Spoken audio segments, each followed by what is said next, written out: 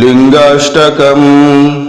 ब्रह्ममुरारिसुरार्चितलिङ्गं निर्मलभाषितशोभितलिङ्गं जन्मजदुःखविनाशकलिङ्गं तत्प्रणमामि सदा शिवलिङ्गं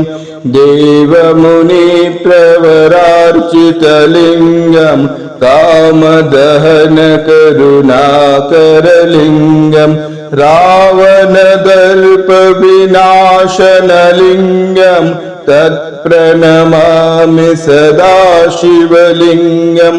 सर्वसुगन्धसुलेपितलिङ्गं बुद्धिविवर्धनकारणलिङ्गं सिद्धसुरासुरबन्दितलिङ्गं तत्प्रणमामि सदा शिवलिङ्गं कनकमहामणिभूषितलिङ्गं फणिपतिवेष्टितशोभितलिङ्गं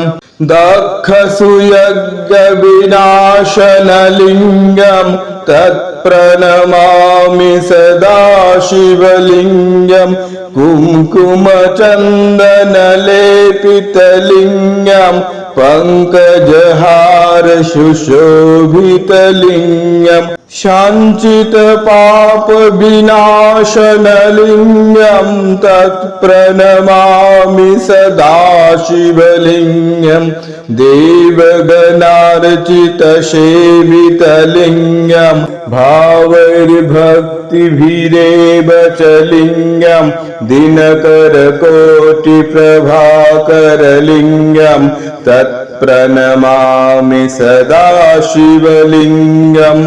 अष्टदलोपरिवेष्टितलिङ्गं सर्वसमुद्भवकारणलिङ्गम् अष्टदरिद्रविनाशनलिङ्गं तत्प्रणमामि सदा शिवलिङ्गं सुरगुरुसुरवरपूजितलिङ्गं सुरवनपुष्पसदार्चितलिङ्गं परात् परं परमात्मकलिङ्गं तत्प्रणमामि सदा शिवलिङ्गं लिङ्गाष्टकमिदं पुण्यं यः पठेत् शिवसन्निधौ शिवलोकमवाप्नोति शिवेन सह मोदते।